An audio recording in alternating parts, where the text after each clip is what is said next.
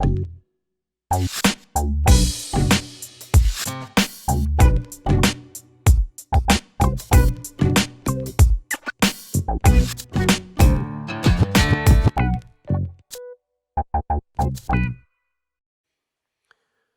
kick off a new series today where we will take a peek into the life of an ordinary guy named David. A guy who became an extraordinary influence, not only in his own time, but also in ours. The reach of his words, the power of his poetry and song, the legacy of his legend, and the multi-generational ramifications of his failures. All of that is still consequential today. When I was in school, I didn't care for history. That's how my granny told me to say it. She told me to say, I don't care for it. Actually, between you and me, I hated it.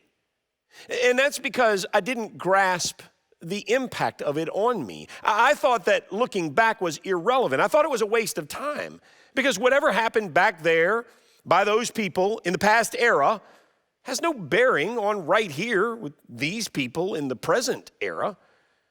Maybe you have felt that way too. Maybe you still do. I get it. I really do.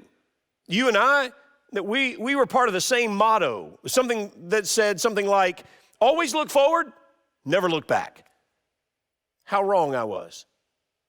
See, when I started doing the uncomfortable work of trying to understand who I am and why I am the way that I am and why I think the way that I think, and especially when I started to biopsy some of my own internal mental and emotional cancer, that's when the dots started to connect for me and it became personal. And I began to see that I am not disconnected from the past. Quite the opposite, actually. I'm deeply influenced by it, whether I know it or not, whether I admit it or not. So the part of the Bible we're going to look at for the next few weeks is sort of a biography of David. David, the son of Jesse, who is always in the background of our faith journey, whether we know it or not. And what we can learn from his story, what we can learn about ourselves from his journey, and most importantly, how we can be better and more effective and more world-shaping because of David, well, you history loathers, you might be surprised how much you love what's about to happen.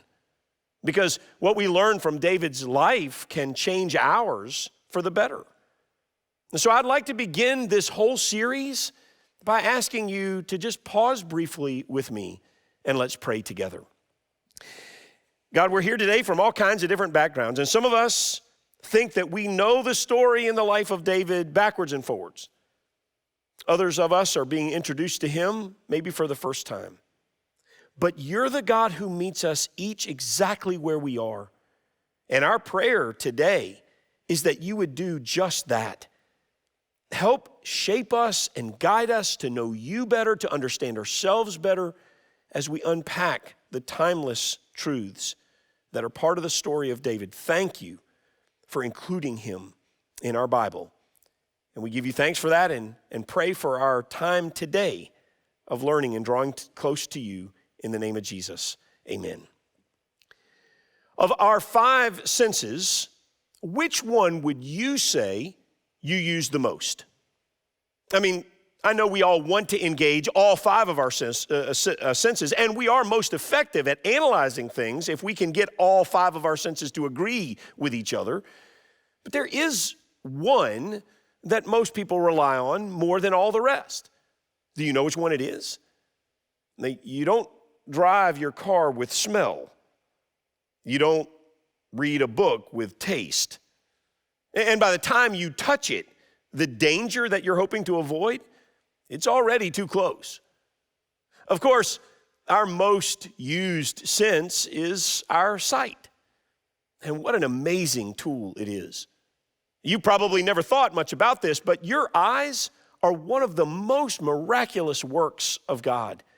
Did you know that the mechanisms that make up your eyes can transmit 10 million bits of information every second?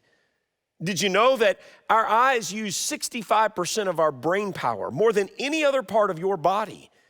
In the right conditions, you can see the light of a candle from 14 miles away.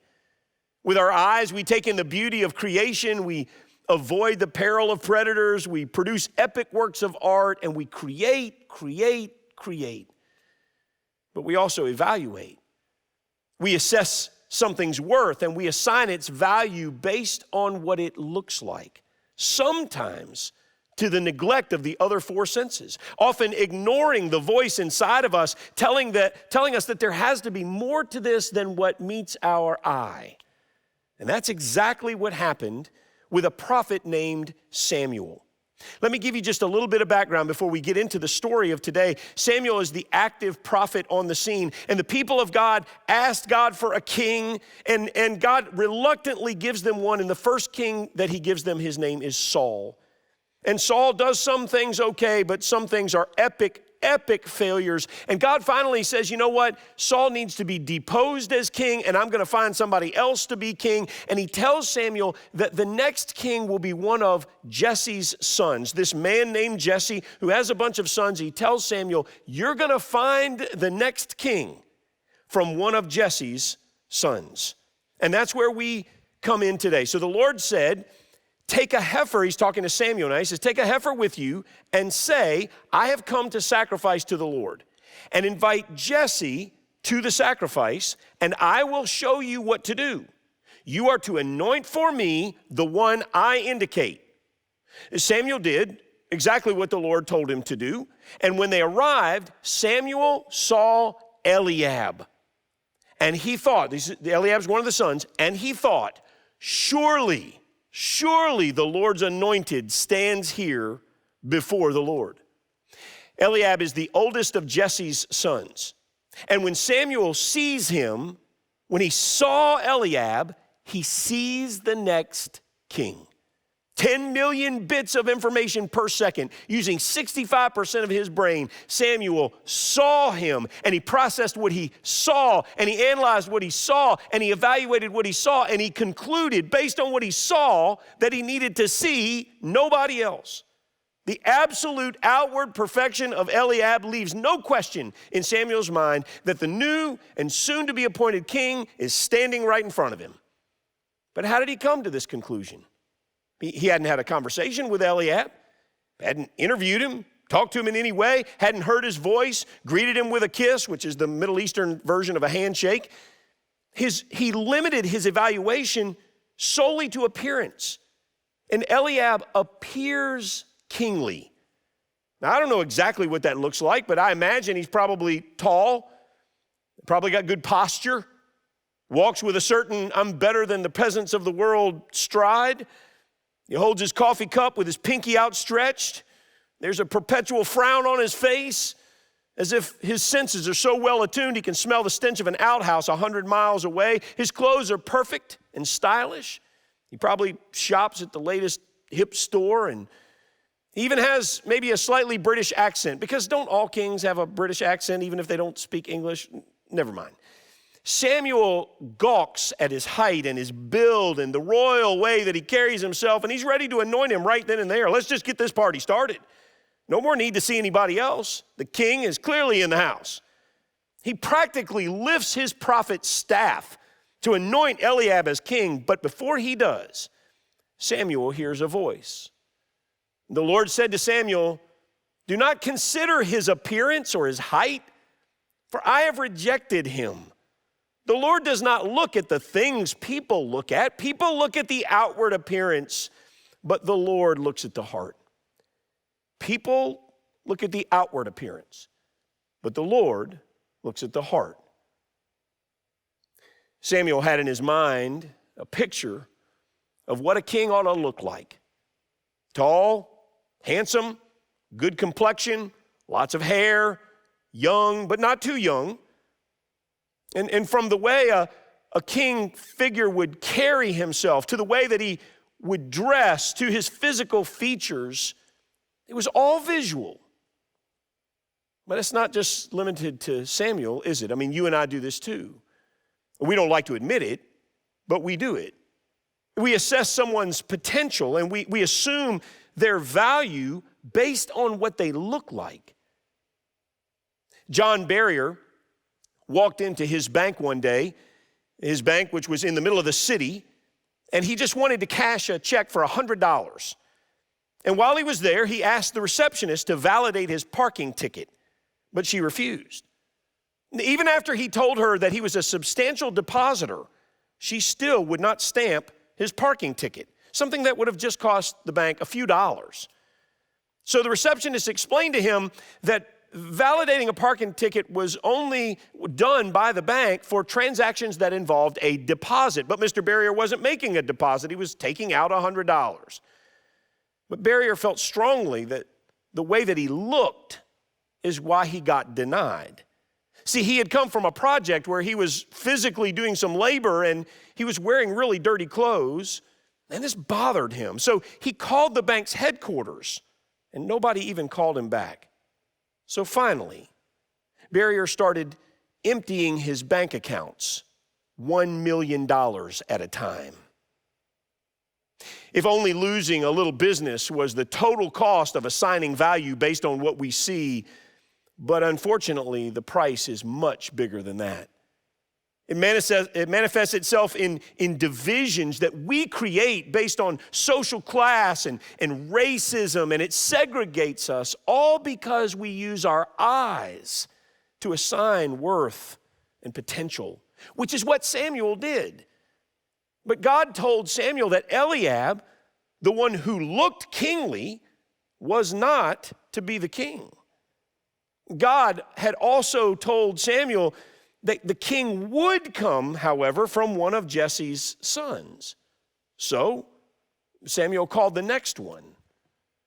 Jesse called Abinadab and had him pass in front of Samuel, but Samuel said, "The Lord has not chosen this one either." Now Samuel's listening to the voice of God, not just using his eyes. And so Jesse had Shammah pass by, but Samuel said, "Nor has the Lord chosen this one." Jesse had 7 of his sons pass before Samuel, but Samuel said to him, "The Lord has not chosen these." And so he asked Jesse, "Are these all the sons you have?" "There is still the youngest," Jesse answered. "He's tending the sheep." So Samuel's perplexed. He he was positive he'd heard from God correctly, but he'd seen all the sons. At least he thought he had. And so in desperation, he says to Jesse, "Is this it? Are these all the sons you got?" And Jesse says, I'm summarizing here, but Jesse says, basically, he says, practically, yes. There is this one son, the youngest, he's tending sheep. You don't want him. That's why I didn't even call him here. See, tending sheep was the lowest of society's jobs. It was filthy. Often the shepherd would go for days or weeks without a bath. Can you hear and interpret this? This is basically what Jesse is saying. He's saying, look, you've seen all the sons of value.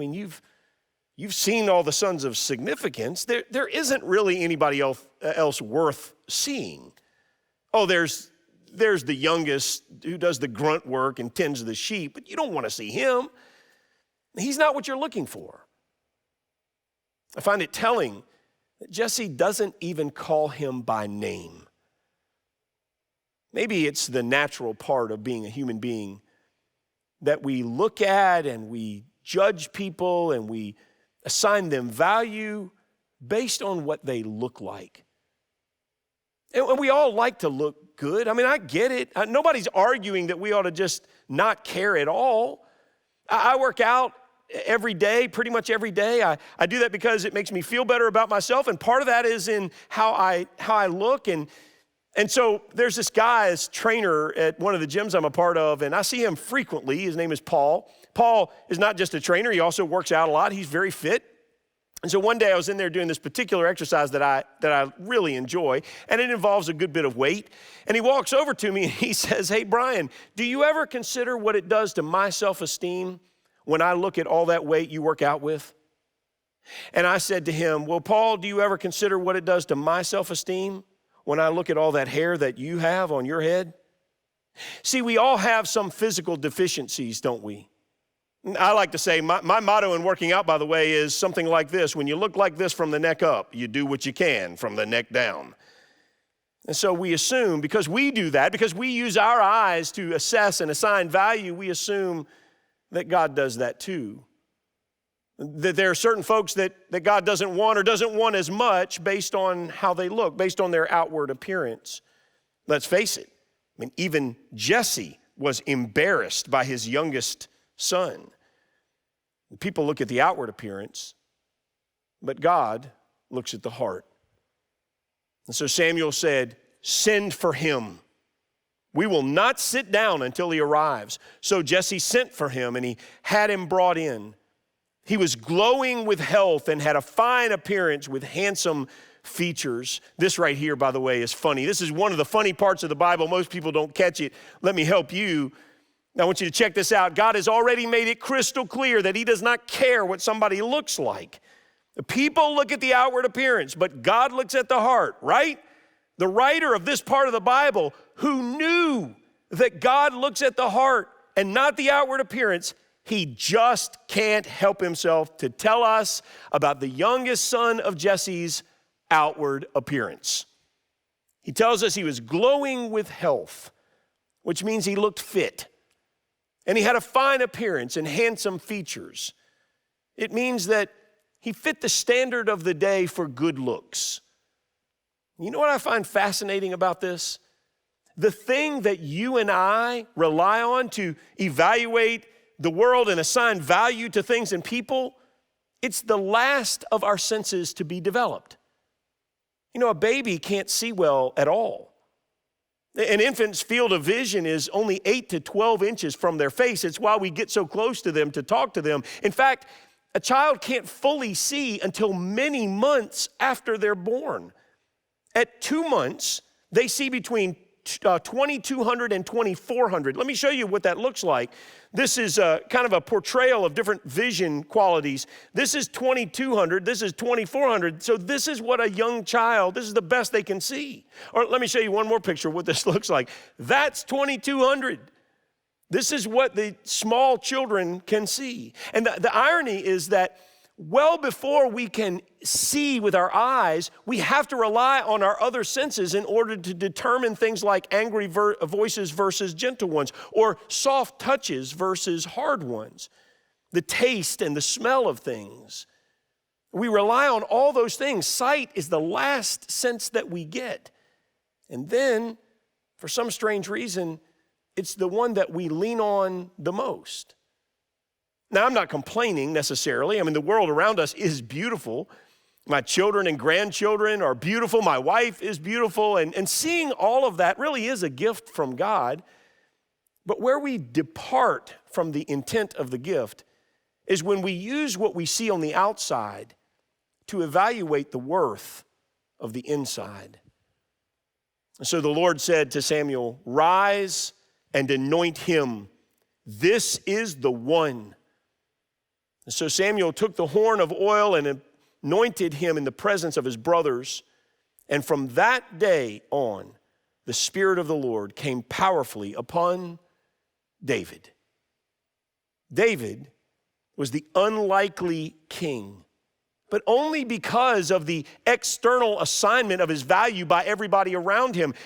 You and I, we use our eyes to evaluate worth. God uses like an MRI, and he peers beyond the skin and into the heart. And what's God looking for in a heart? What's he hoping to find there? We're actually told. Remember, David is chosen as the second king because the first king, Saul, didn't really follow God. And this is what God says through Samuel to King Saul earlier. He says, "The Lord has sought out a man after his own heart and appointed him ruler of his people." This is how we get the phrase, a man after God's own heart. This is where it comes from, right here. And it turns out that David's heart sought after God's heart. That's why God chose him. That's what God saw in him. Our eyes are incredible gifts, but we've got to stop using them to assign value to people. God sees the heart. And we want our hearts to chase after His, to pursue the things that make us more like Him and closer to Him and more effective for Him. So to those of us who are here today, who assign our personal value based on what we look like, we may look at the outward appearance, but God looks at the heart.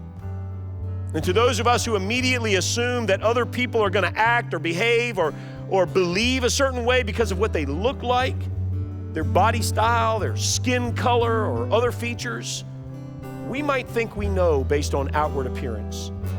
But God looks at the heart. And so to those who are truly interested in pursuing God, let's try to be more like Him as we close our eyes in hopes of gaining His insight. And that new insight begins, ironically, not with our deliberate intent to see other people differently, which we should, but it begins with how we begin to see ourselves. Not with our eyes, but with God's vision. See, God chose you because He sees beneath the external and He sees into your heart, and what He notices is potential. What He sees is something good and right, something He created.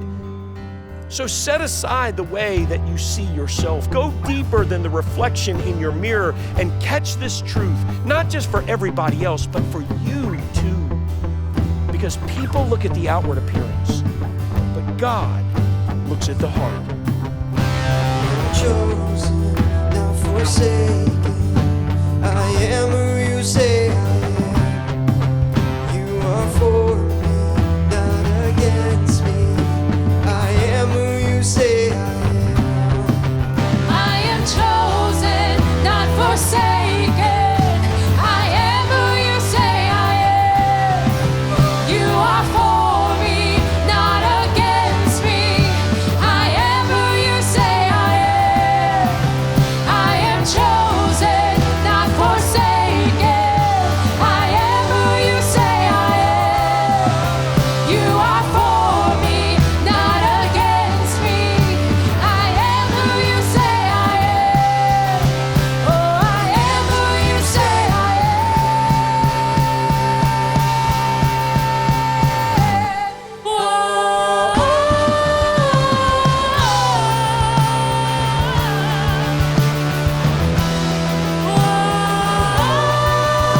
Wherever you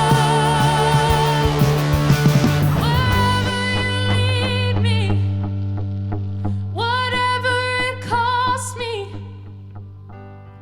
all I want is you. Jesus, all I want is you. Wherever you lead me, whatever it costs me, all I want is you. Jesus, all I want is you. Wherever you lead me, whatever it costs me, all I want is you. Jesus, all I want is you. You are the refuge I run to. You are the fire that leads me through the night. I'll follow you anywhere.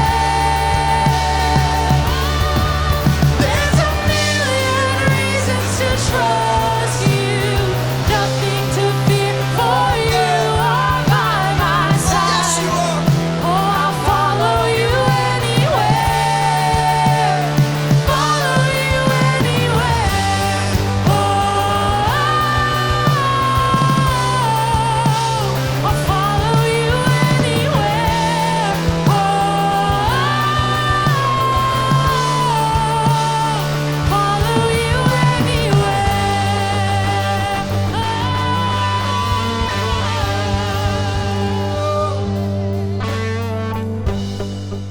I want to thank you for joining us today for this great start to the David series. I hope you'll be back next week as we continue to explore the life of this man after God's own heart.